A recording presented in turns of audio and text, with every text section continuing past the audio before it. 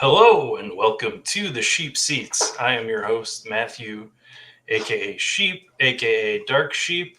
We have a special daytime edition of the Sheep Seats today. I had an up and coming best ball streamer reach out to me about coming on the show, and we like to give opportunities here at the Sheep Sheets. So please welcome someone who you may not know, but his name is Peter Overzet. Welcome, Peter. Yeah, no, I've been hounding you to come on the show all off season. Wanted to get in front of this audience. You kept keeping me at bay, and I finally beat you down though. And you just kind of capitulated, and we're like, "Fine, let's just do it on the afternoon here." So I do really appreciate it. Of course, we're kidding. I really appreciate you showing up and working with me on your schedule. I know you're probably the busiest man in the space. No, I was excited to do the show, and yeah, I appreciate you being flexible. I ended up realizing because we were going to do it at night, and I know you normally do yours at night. And I have this stretch of we had streams on Ship Chasing Wednesday, and last night I was up till like 1 a.m. And then I have people coming in that I'm hosting this weekend, so I'm going to be up late on like Saturday and Sunday night. And I'm looking at my calendar, I'm like, Friday night is the only night I can go to sleep early. And I'm like, I have to be in bed by like 8 p.m. tonight. So I appreciate you accommodating. Yes, yeah. I was watching your off the rails stream last night with Crack Rock, and you just kept going. I'm like, I'm going to bed. I don't know how long these guys are going to keep talking. And like normally I'm pretty good. Like I now am very protective of my sleep, like having the kid and stuff. Like I can't mess around with it. But I was just genuinely having so much fun that I was like, I'm normally my brain is like in the stream, go to bed. And I just couldn't. I was like, Crack Rock is too much fun right now. Yeah. All right. So before we, I know you do have to get out of here, but before we get into our Best Ball Mania draft, do you want to highlight something new that I'm a part of? It's called Stacking Dingers. It's a Substack. The website is stackingdingers.com. It's sort of a collaboration between me and Brendan Tuma and Chris, who you might know as baseball, and the three awesome guys at the Badge Bros, Nez and Numi and John. And we're sort of soft launching it for the playoff pennant contest. Chris has done some awesome data analysis, and we'll be doing the same thing for the regular season. So just gotta shout that out, and everybody go sign up for that. Yeah, that is awesome. I saw that on Twitter the other day. Excited for you guys, and always nice to have kind of a spot that can be home to all of that content. Sometimes I'm like in the Deposit Kingdom Discord, there's so much good stuff in there, and there's like pinned sheets and all these tools, and it's like let's get this all under one umbrella here so it's easy for people to access. Well, look at this. We get the Pete bump, the 1 of 1. Beautiful. And the thing is like, I actually wanted to bring this up here because we probably don't have to talk too much about the 101. I needed to ask you about my Dinger team because it is in the quarter finals, I believe. When does this round end? Sunday. Okay. It is done on Sunday. How is it looking? I was in fourth. I dropped to sixth. I have 890 points, and the team who's currently advancing in second has 953. Is that like a realistic gap I can close, or am I getting close to drawing dead? I forget what pitchers you have on the team. I have a bunch. Blake Snell, Nestor Cortez, Lance Lynn, Joe Ryan, Tyler Mahle, John Gray, Jack Flattery, and Alex Cobb. I know I butchered some names there. It's not great. It's not great. There's some big pitchers going this weekend that are getting their second start of the week. I hate to hear it. I mean, shipping the Dinger on a single bullet that I drafted on stream with the Badge Bros would have been lovely. But yeah, let's grab Justin Jefferson here. Yeah, I don't like you've talked so much about football and drafting and Best Ball Mania and whatever. I don't really need to talk too much to you about football, to be honest. I'm more interested in like knowing how you're feeling after this like huge commitment that you made of drafting all of your teams. Where are you at now on your number of teams drafted? Yeah, I think I need to check the exact one. I think I'm at 131 done here. So I have 19 left. 131. So 19 left over the next, whatever. I think what my plan is, I'll have Best Ball Breakfast next week, those streams. And then I'm thinking of next Friday, so a week from today around this time, doing kind of a marathon stream and getting close to maxing, if not maxing. I was thinking through this dilemma where I'm like, okay, in a perfect world, I do like a marathon stream, save 2 bullets, and then like early after Labor Day, like Yeah. Tuesday, like do the final 2. But I was like, if that happens and then BBM's getting this massive fill push over Labor Day weekend, and I'm with my family and away from my computer, and I'm like having to whip out a laptop to stream these last 2 as the contest closes. I'm like, that doesn't sound ideal. So I do think next Friday, maybe the marathon stream, I try to max it. Oh, awesome. Yeah, I think I did a 3 draft of the 3 drafts in a row on marathon that took like 4 hours on the in-season MLB contest. Yeah. That was pretty fun. I'll be honest. I didn't know how it was going to go, but it seemed like people like it too. I was actually pretty surprised by the retention rate I had. I figured people would get to the first draft and drop off, but No, it's like with YouTube stuff, it's the opposite. It's the longer you go, because YouTube is just kind of right. They want us on their platform as long as possible. They want people watching so they can put in more ads, yada yada. So the longer you go, the more they just keep pushing it to other people. So even like I think Karain, when he did his mega stream, celebrating his 1 year anniversary, he added a ton of subs and had a ton of views that just kept like picking up the longer you go. So yeah, for any aspiring YouTubers out there, the longer you're willing to go, the better your channel is going to do for live streams. yeah, this there's a request here. You got to get a follow-up playoff stream with the Badge Bros there. Is the MLB playoff contest, is it similar like game theory to like the NBA and NFL ones where you're just kind of making correlated bets on teams and like correlation rules all? Yeah.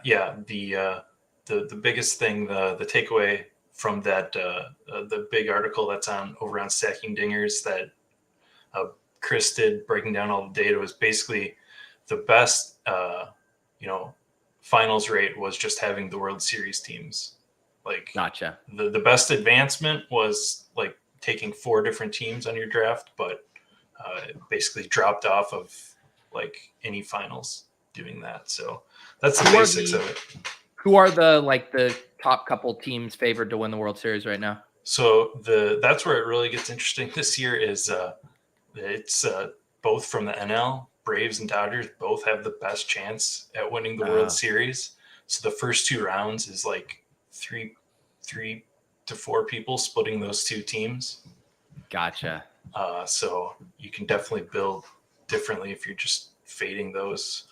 And the other thing is that's weird on that contest is I know I don't know if you realized it, but last year MLB changed their playoff structure. So rather than having 1 wild card game, they have a 3-game wild card series. So interesting. Teams play best of 3, and then the actual contest for Underdog is the wild card round plus the next round. So there's a bunch of game theory about getting a wild card team through because they're going to have a huge amount more, potentially more games in that first advancement period. Gotcha. That does add an interesting wrinkle there. All right. So I don't have too many Justin Jefferson teams. But, yeah, me either. Like any combo I do with Justin Jefferson is just by, how it's gone unique because I just don't have a lot of him. So yeah, what do you think? Again, since you're on stream here, we're going to take what you've been doing a lot lately is upping your Andrews and Lamar combos. Lamar's probably my highest owned quarterback between him and Richardson. Mm-hmm. And that's just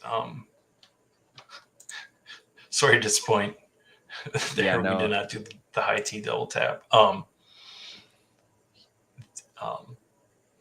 But Lamar is someone I go to every year because I feel like he always has that top QB potential each week. Obviously, Ertz is still here, who probably has a better chance at doing that this year. But taking these 2 onesie guys plus Justin Jefferson is nice. Yeah, I did this It was a week ago with Eric Beimfor. I did Best Ball After Dark, and we did this start from the 101 as well. And it is a really fun one there. I have been underweight, kind of the elite QBs. Although Corain, every time we're drafting on Best Ball Breakfast, he always is getting me on Lamar. So I've actually gotten my Lamar exposure boosted up a little bit. And, supercharging him with Andrews is just so much fun. And you can't get that combo now really naturally. You basically have to reach for it. I know some people in the middle of the summer got it at the 3-4 turn, very jealous of that, but you can't do that anymore.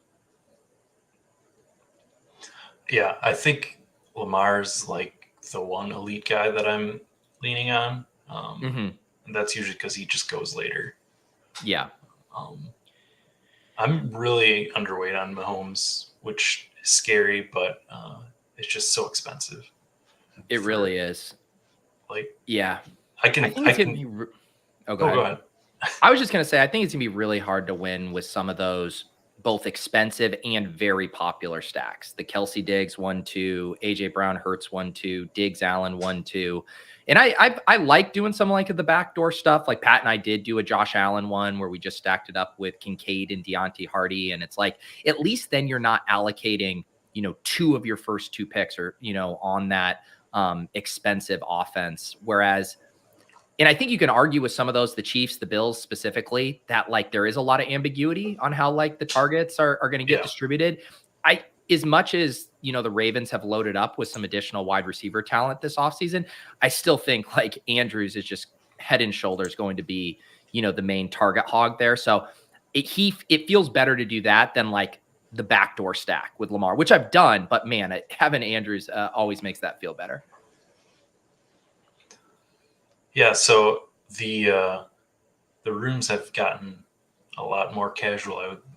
I think that some people exaggerate how casual it gets, I think, at some points. But the way that you're doing it is streaming all your drafts. You're sort of missing out on like the real true casual push. I mean, you're getting a couple more, but do you feel like you're obviously you're growing your brand is probably, well, not more important than winning the top prize, but do you feel like you're at a disadvantage? Yeah, I've thought about it a lot because there are legitimate pros and cons. Like you said, like I'm never going to get like the really super soft rooms. And I have like, even just doing like puppies or stuff, if you do them late at night and you do get like, it's not just a myth about like the drug people or the auto drafters, like that stuff does happen. And I even had one stream with Spags where the guy from the one hole ended up like doing the Davis Maddox star method and ended up with all these Vikings. And I built one of my strongest teams, right? Because everyone in the room is getting a slightly better teams based on this one guy accidentally tanking it. And so I do sometimes, I'm like, man, it would be nice to be able to have a few more of these.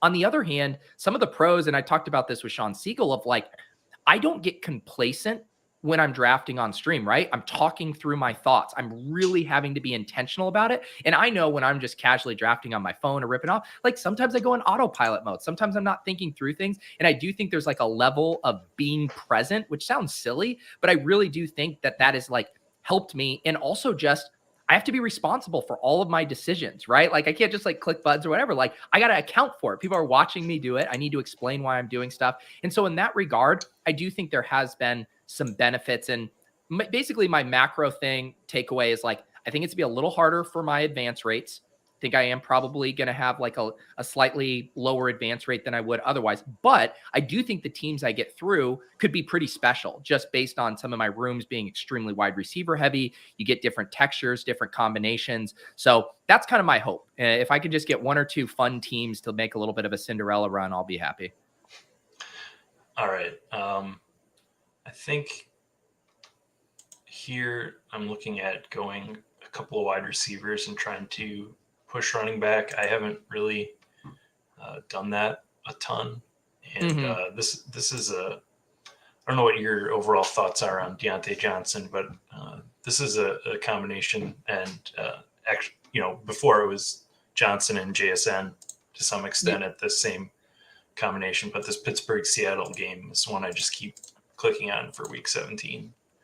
Yeah, no, I like that one. And it is funny because this is the exact start I did with Eric last week, except we did JSN instead of Tyler Lockett. And this was, of course, before the JSN wrist injury came out. Now you can get him much, much cheaper. But yes, I do think I've been, people have heard me talk about it. I'm still kind of puzzled by both Lockett and JSN's ADP relative to Metcalf. And Yeah. even here, it's like Metcalf actually slides in this room a little bit. I actually thought drafters who are already aggressively drafting him would be pushing him up a little bit more because of the JSN, but it actually goes to show DK Metcalf drafters have just like never worried about JSN. Like they do not Yeah. think about him when he's good, when he's healthy, when he's hurt. They just don't think about him. They just think about touchdowns. Yeah, exactly. Touchdowns go Burr. Yeah.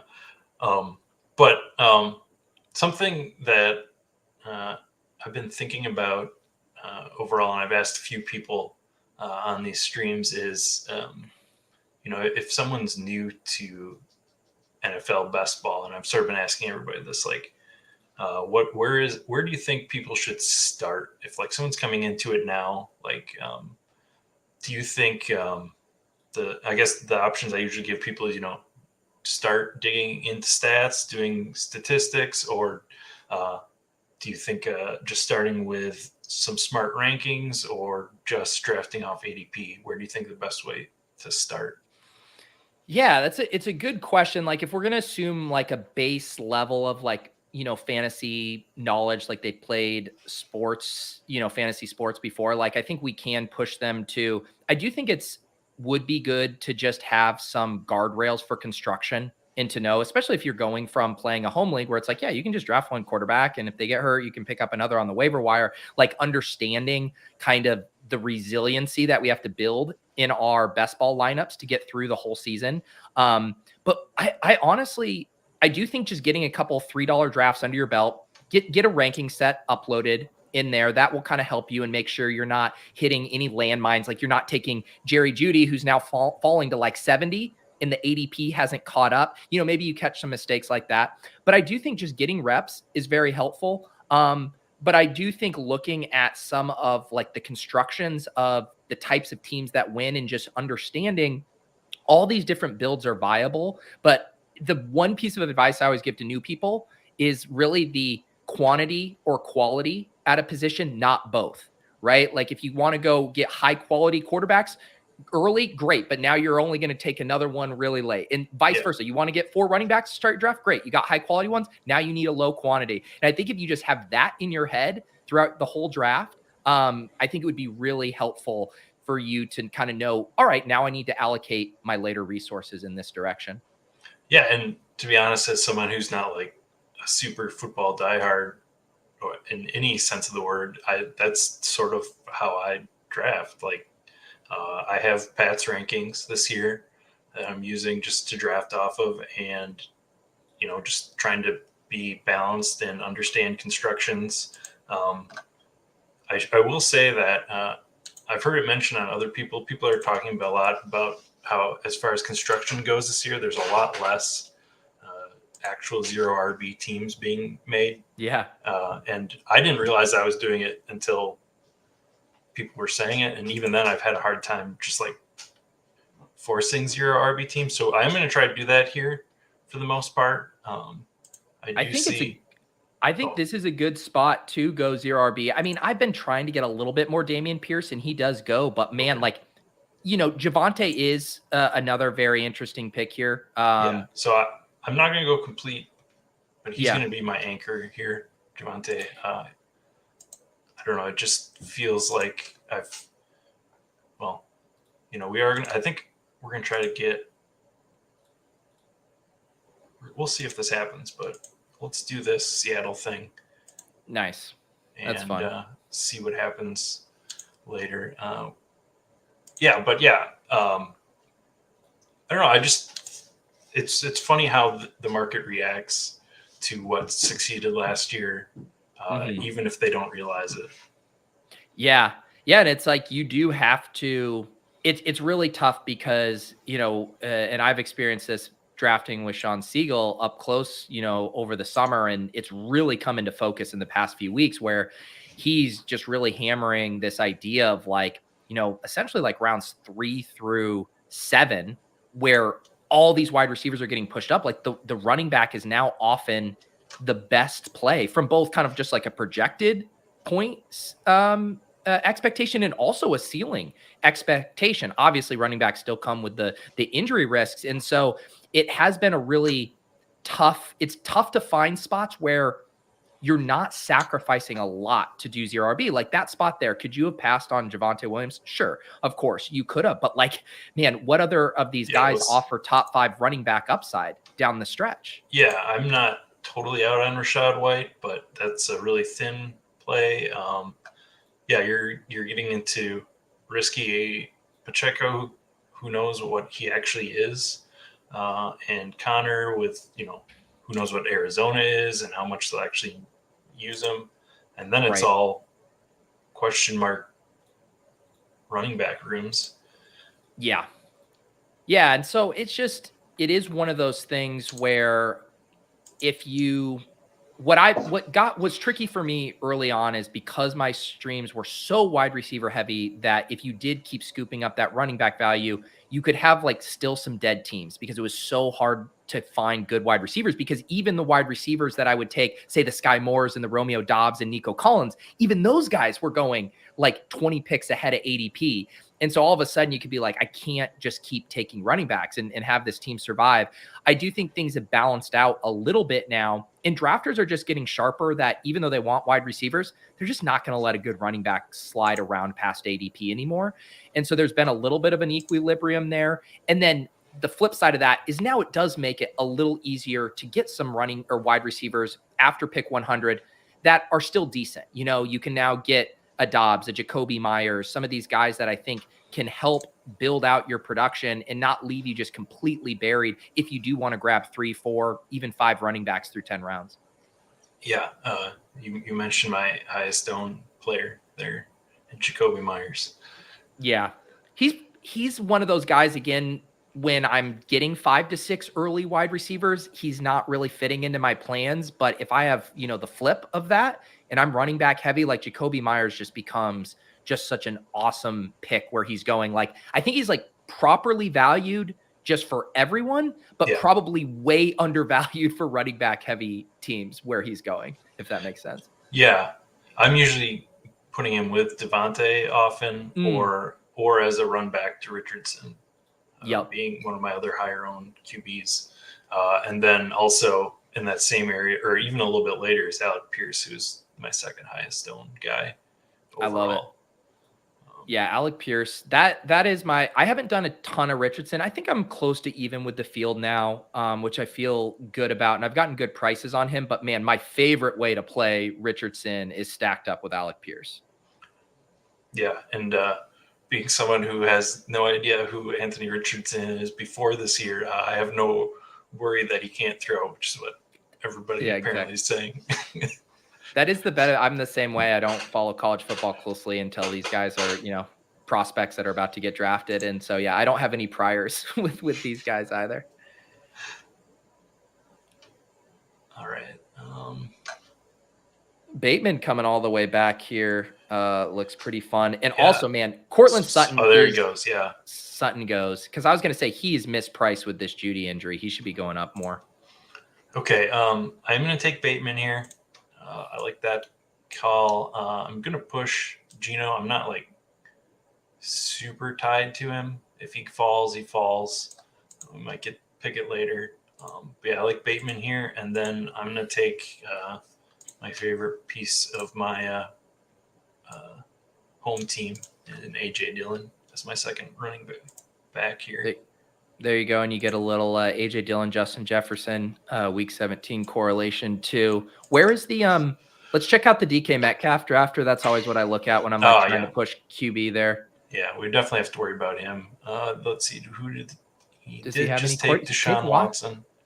And 2 tight ends. So the problem that happens, and what's Geno's ADP? Is it right at his second pick, 112? Yeah, because the Metcalf drafter picks at 112. So I was just curious, what is Geno's ADP? 113, I think. Yeah, it could be close. Yeah. It could be close. I'm not too worried about it. We can still figure out a Pittsburgh side of that too. Although I think after last night, everybody's going to be trying to get their Kenny Pickett exposure. Yeah. From what I understand. Again, I didn't watch it. And again, like, if I didn't have a quarterback by this point, I do start to like, and I'm looking at and I'm like, okay, if Kirk goes off the board and Geno goes off the board, what are kind of my backdoor stacks? Although on this team too, I think I really do like the quarterback running back pairing. So when you have Javonte and AJ Dillon, like I do think Jordan Love and Russ can make some sense. But this would be a spot with Lamar where, like you said, if we miss out on Geno, it's not a big deal. You're still getting the benefit of the stack just without the quarterback. Yeah, your best ball bros this year was the included the running back, quarterback guy. Yeah, that guy being myself. Yeah, when I said no one is safe in that video, I meant myself too, and even more so this year, just because I was streaming 150 drafts, I was even more of a target than normal, just because I have a lot of time on camera talking about best ball that needs to be parodied. We won't even get into the other parody. We'll leave that one alone. Yeah, I'm already tired of those jokes, I'll be honest. So I can only imagine you right now. Yeah, you know what? It was one of those things where it was fun, but like you, I'm ready to move on. I'll be. I think like just fourth wall here. I think you do a really awesome job in season, having like a new character each week. Like I know you write those things, but I think it's really cool how you do that. I don't know. Oh, thank you. If I assume you do it mostly planned, but you kind of have like each week a new semi shift in your persona for your DFS content, which is always makes it fun. Yeah, Stuff like that doesn't get old. Yeah, and now it's like the stuff that's become tradition, like cash game week in week 18 is now something I look forward to every year. So I did try to do one stream during baseball season in a character, and I lasted like 3 minutes before I got like tired of the character, like annoyed at myself for doing it. Yeah. So I don't like, you obviously have the background in the improv stuff and carrying on that sort of stuff, so that probably helps.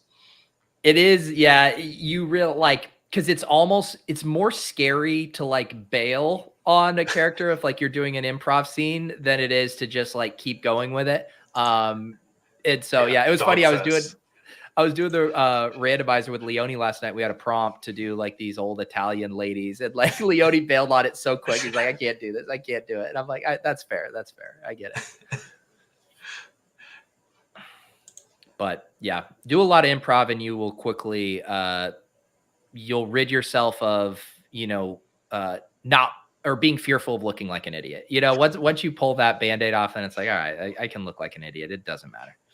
Yeah, part of what I like about doing these streams is even if I'm not like getting a huge audience or whatever, like it does activate those parts of my brain that in high school, like doing plays and doing the high school improv, that sort of stuff, that performance aspect. Because it's not like there's not really a ton of ways to activate that. I think like just in general, podcasts and people doing streams and stuff is like just a way to activate those sorts of part of their brains. For sure. Yeah. I mean, it's like how, everyone, it used to be the thing with people would say with like improv, just do it like, or like just to get public speaking, reps and that confidence stuff. And I think the streams can be the same way. It just gives you more confidence. You get more comfortable. You get more reps interacting with people. Yeah. So look at that. Geno does come all the way back, which is pretty nice. To us. So now let's see. Any of these running backs really stand out to you? Well, Jaylen Warren did to me just because you do have this big Seattle thing and you could play that game strong. I also think Marvin Mims, if you did want to kind of like build out on Denver, but Warren went. Sorry. Yeah, he just went. I missed that. Yeah. Doesn't feel like a Jacoby Myers team. Man, running back really got wiped out, didn't it? Yeah. I I think since it's here, I'm going to take Mims as part of this Denver group. Oh, I just noticed you have do you have rankings uploaded? Oh, yes. Yeah, I have Pat's rankings right now. Okay, gotcha. I was like that's not Sorry. ordered by ADP. I was confused for a sec. Yeah. Yeah, that's always my first complaint on anybody's listening from Underdog is like, let me switch between Toggle. the two. Yeah. But yeah. So, but at this point, taking the 6th guy, like I can pretty much close off that. And we have 2 QBs. So right now, I think just like leaving running back on and looking to filter in another tight end. Yeah.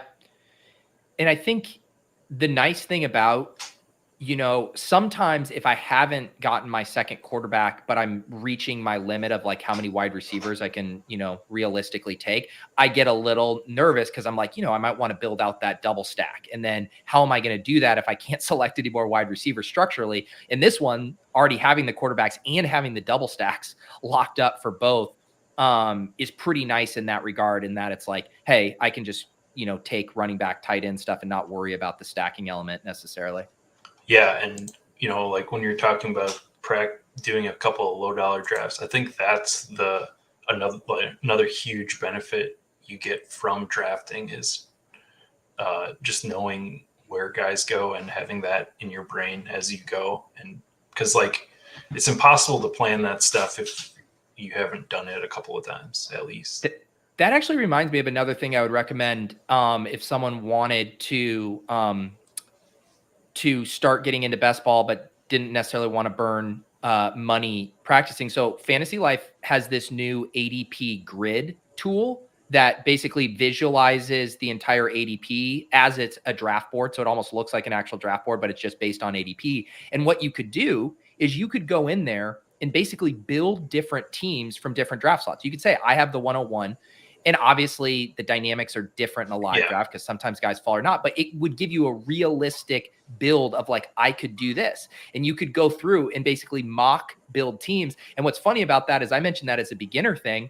I was listening to the guys who have won the FFPC main event back-to-back years, which is insane. They were talking with Mike Leone, and they were saying they do that as their process before draft season. They aggregate draft boards, and then they build out mock teams from different spots. And then they say, this is the build we could do here if the running backs fall. This is the build here. And so if the guys who are the best at this are planning out their drafts ahead of time, it's probably even good for the most beginner way as well. And I'm sure too, like in the Badge Bros Discord, like if you were in there and you were like, hey, I built out this mock team based off of ADP, like, do you think this is viable? I'm sure people would be happy to weigh in and be like, hey, structurally, this doesn't make sense. You don't need 3 quarterbacks. But I do think that's a really good practice exercise. Yeah, that's actually pretty popular in the baseball roto space too, is planning out at least your first 5 picks, especially if you listen to any of the main event, like the people that do a bunch of the main events, they do that also. Here's where I want to get my first pitcher and from this slot and stuff. So that makes sense. What ended up like as far as like baseball on Underdog this year, it did seem like there was more enthusiasm and attention for it than there had ever been, which I think we could say across the board for almost every sport. Like Underdog's growing and people, but what ended up being kind of your takeaway on like the baseball ecosystem this year? So they did it really smart this year. They combined like a $5 tournament and a $25 tournament into one $10 tournament. So it was big with 100K first prize. So it had a relatively nice size first prize for people to try it. But my biggest takeaway is that I've seen like 5 to 10 people say, and whether it's over on your Discord or just talking to other people, other places, like that they haven't followed baseball in however long. Basically, they'd fallen off, but they drafted a few teams this year, got them back into baseball, and now they're ready to go for next year. So that's my biggest takeaway that I'm pretty happy with. That's awesome.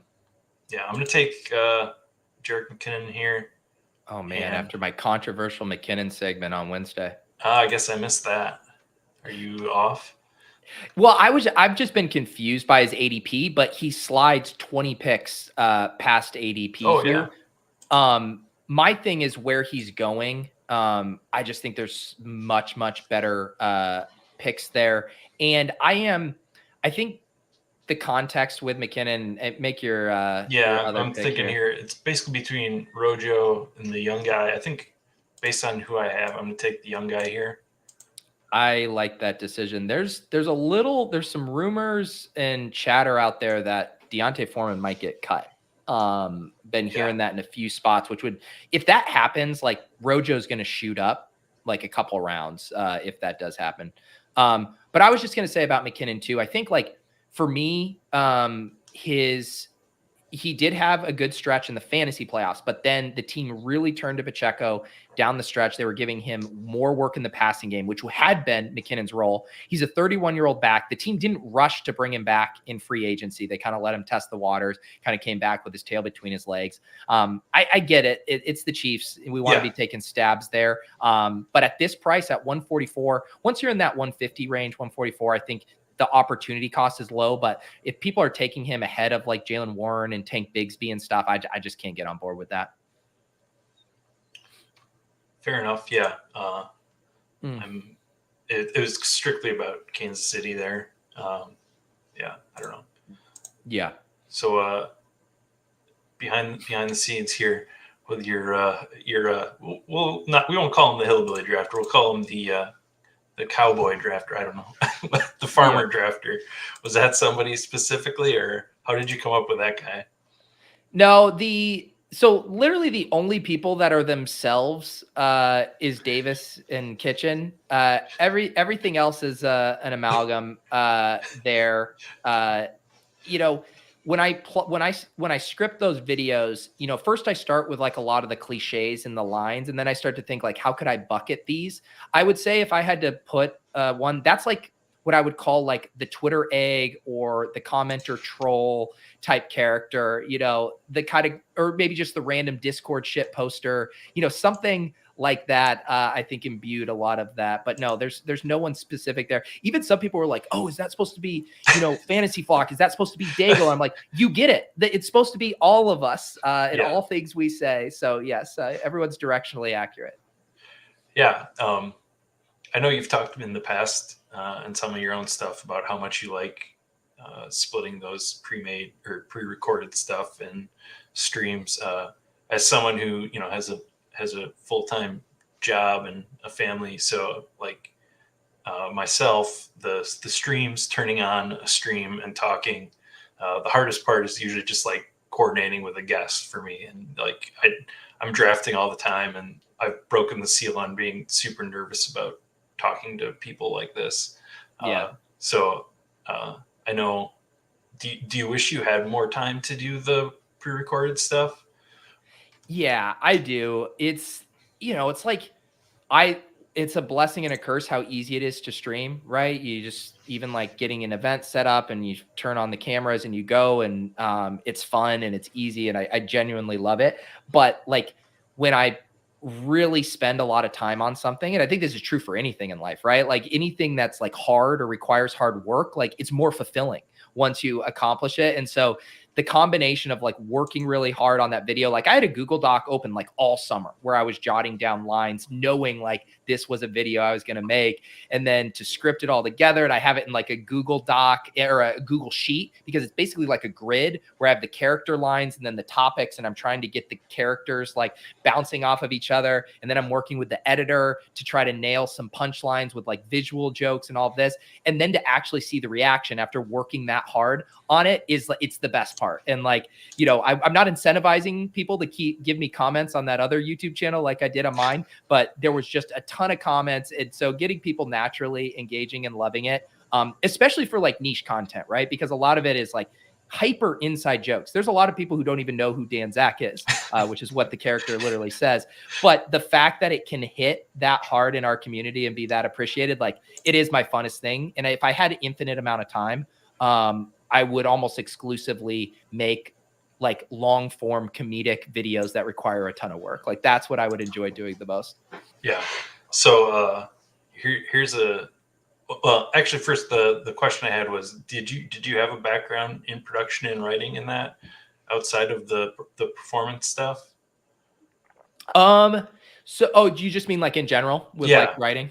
I mean, when you start doing improv, like you do like lots of sketch stuff too, and so you get used to writing sketches. And I don't think I think I'm a good improviser and I'm good on my feet. I would never say that I'm like a good impressionist or even like that good of like a character person, but I think just in the best ball space, like the barrier of doing character work for a fantasy football video is a lot lower than if you yeah. were doing like a video on Funny or Die. So that's probably the weakest part of it for me. But like, yeah, the writing and the plotting it out is definitely my favorite part. All right, this is pretty easy here. Oh yeah, Gonna take slam. Kendra and Oh, I thought you Luke were gonna take Hayden Musgraves. Hurst there. I was No, like, no, that was sorry. We're gonna take Luke Musgrave to go with our little Green Bay, Minnesota combo too. uh, I love that. Yeah, Kendra, another guy, should have moved back up after those injury concerns evaporated, and he absolutely crushed in the preseason. Like the market, I go back and forth on it because sometimes the market is like so efficient in like repricing things, and then sometimes it's just so laggy in reacting to it and in weird ways where it's like normally the rookie running back who has the splash play in the preseason moves up. Like that's what we did with Tank Bigsby, right? Like he's been crushing in preseason. Kendra Miller caught like a wheel route on the sideline and then scored a touchdown in that game after we were all worried about his injury. And the market's just like, I'm good. I'm like, I thought we all love these young rookie running backs who do stuff on tape at the beginning of the season and no one cares. Yeah, I'm a lot more into rookies in football than I am in baseball, just because I feel like their hit rate is a lot more, and they're gonna, even if it's 3 weeks out of the year, it's a higher percentage than somebody who comes up for a couple of weeks and hits well and then doesn't adjust to MLB pitching well, and they adjust to him. And I feel like the like percentage of the total scoring portion where they can be important is a lot higher in football. So Nez came on here uh, last week and was making fun of me for drafting so many rookies because I hate drafting rookies in baseball. That's funny. Was Corbin Carroll a rookie this year? Yeah. Yep. What ended up being the vert? Because like he's on my team. He was a guy that even after I drafted him, I saw he was just screaming up boards. Right? Did he end up paying off that elevated cost? So yes and no. So Okay. the debate is going to be back next year. So right before the All-Star break, he took a couple of swings that like his shoulder got hurt, and part of the questions on him was that he had shoulder surgery a few years ago. So since the All-Star break, up until like this last week, he really cooled off. Like he's had a really nice period going into that at the beginning of the season, and then he's cooled off. So now the debate is it because of the shoulder injury? Did he change his swing to not, to prevent that? So yeah, that's going to be a debate again next year, where to take Corbin Carroll. Yeah, that one, I did only one draft, but I'm pretty sure I got some good closing line value on his ADP because I'm pretty sure he was going like 2 rounds higher shortly after that stream. Yeah, and that's one of the things that I'm wanting to write up for over at Stacking Dingers for next year, is talking about how to draft those sorts of guys, because the sharpness of the baseball field of players isn't as high, so you can get those better values, I think, if you're just a little bit tuned into the game. So that's definitely something I did well 2 years ago with Julio Rodriguez, and then like forgot about this year and just didn't take those guys early. So yeah, it is always an interesting dynamic, and there's examples every year of like, this was a bad guy to chase this team on and this was a good one. There's never like an easy answer to it, but I do think asking yourself, why is this guy moving up, is a really good reason. Or like, that's why I've been struggled with the Calvin Ridley stuff. Cause I'm like, we literally moved him up because of a training camp highlight video. That was why we moved him up. Doesn't seem like a good reason. We're moving James Cook up because his usage in the preseason has been very encouraging how they're using him. So like, I understand those movements more than this guy looks really good. All right. Here, I don't know. I think I usually take Kyron Williams. I've been seeing smart people take Jerome Ford, so that's why I've been starting to take him. To be honest, I don't really know too much about his situation other than he's the backup behind Chubb. But this is a part where I follow the smart people a lot. So him, and then we're just gonna take buying for his guy Evan Hall here. Ooh, there you go. And yeah, the Jerome Ford, it was just he dropped because of that injury, but it didn't seem like it was going. It does look he's a little iffy for the start of the season, but like when you're making a contingent based running back play, you weren't banking on him doing much for you at the beginning of the season. The play is if Nick Chubb gets hurt, you're going to have a pretty big smash there. So I don't think a contingent running back missing a few games at the start should really, probably cause as much of a slide as what's happened here. Okay, got it. So the idea I'm going to pitch here live to you. I know you got to get going in a few minutes, but the idea that I'm going to pitch here for one of your videos. Have you seen the movie Pi? Yeah. Yeah. So here's not for a while, but yeah. Okay, so it's the mathematician savant. Yeah. Guy going crazy who's like trying to solve the stock market and everybody's hounding him and he's going paranoid. So we need the best ball parody of the guy that's like figured out the secret algorithm to drafting. Yeah. That's slowly going nuts and thinks everybody's out to get him. And yeah, so that's the character I'm pitching to you. I like it. Live. I like it. Yeah. It's honestly getting a little too close to home. We have Rick's auto drafter this year, and I think we're getting close to the machines and people feeling like they've solved some stuff. So yeah, I mean that one's going to become a reality here soon. All right, we'll take one more question on the best ball brunch. It seems like you have an idea of who it is now. Well, Rudman tweeted out his lineup. I do know who it is. It's honestly he DM'd me and I think he's been a little confused about the overall feedback. I was confused why he was confused. I'm like, you posted a sex tape online. I don't know why you're confused to a polarized reaction. But I believe he's saying he's taking some time away from the internet right now. Yeah. Okay. Yeah. So yes, I believe Rudman cropped off his username, but he's a YouTube member on my channel. Pays the monthly fee there to get access to the After Dark streams and into the Discord. I don't know if he's in the Discord under an alias. I'm not getting the vibe that he is, but yeah, like I said, it's nice to have a variety of people in the best ball space. And it's an industry that I think we could all argue or say is underrepresented in the best ball community. I guess. Yeah. All right. So we got a 2-7-6-2 build here. Kind of a true zero RB, I guess. I don't know. I'm not one to really know who are actual zero RB targets. I'm pretty bad at like knowing which ones are better or not. In that case, but the format is here. Do you think we're looking at another wide receiver here? Because I don't really want to add another tight end to the Andrews Musgrave. Yeah. Do we have any? So we got our Seattle with Pitt. We got our Baltimore. Did we get any Miami on this one? Oh, we didn't.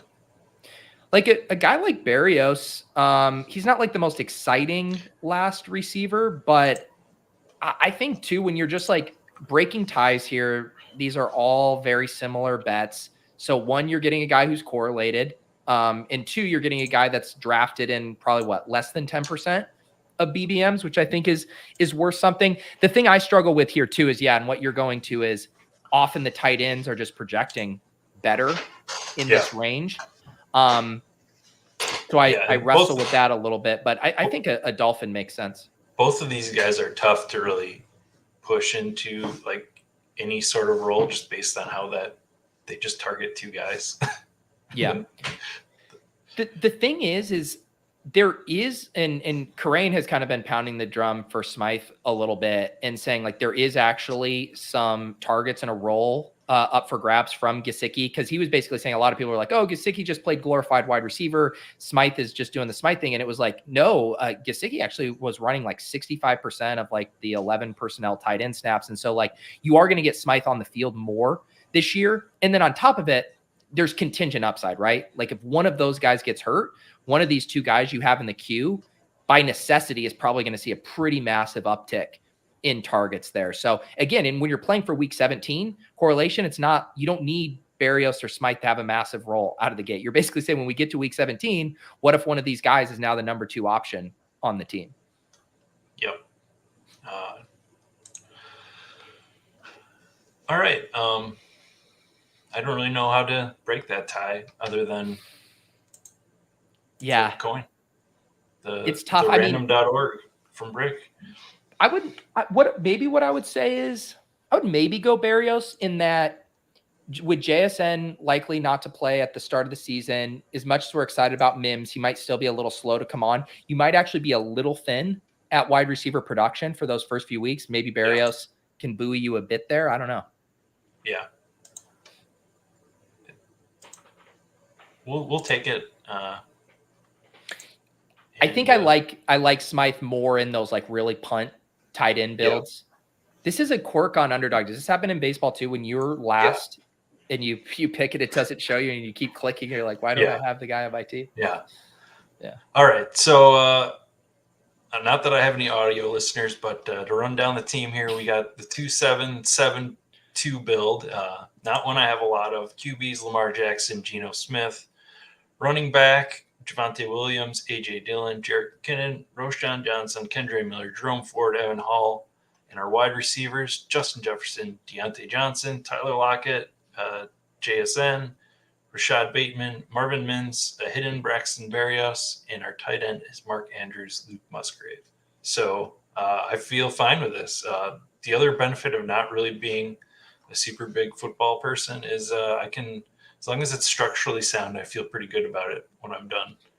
Yeah, and this one, again, like we were saying, it's kind of hard to like do zero RB in really smart ways this year with the ADP landscape. There were not a lot of times where I thought the running back was the best pick in those first 7 or 8 rounds. I was going to maybe, like if you didn't do the Lockett Deontay Johnson thing, I think you maybe could have done the Deontay Johnson, Kenneth Walker thing. Yeah. I think Kenneth Walker is a pretty good pick there. But again, it's kind of hard to pull the trigger on him at the 4-5 turn when he often falls to the 5-6 turn. That was really the only running back. Otherwise, the wide receivers did kind of line up for you there to build out a nice, fun zero RB team. Yeah. Yeah, I'm pretty happy with it. You are off to your Best Ball After Dark in the afternoon stream with Rob Coakley, I think you have on. Yeah. Yep. Rob Coakley from Spike Week.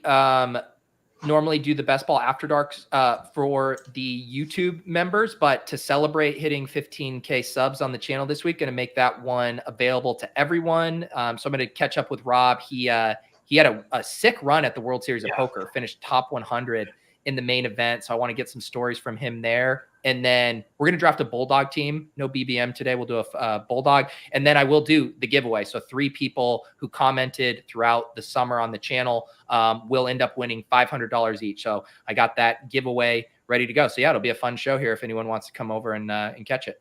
I will be tuning into that. Pete, thank you. I appreciate you hopping on here. Yeah, I hope you survive the next couple of weeks, and then you can just get right into your weekly DFS content. That's right. I actually am kind of like, I mean, I've had a blast this summer, but I am kind of looking forward to just the routine and the rhythm of the season versus being like just all over the place this summer, trying to get so many things done. All right. So thank you everybody for watching. For Pete and myself, have a nice weekend.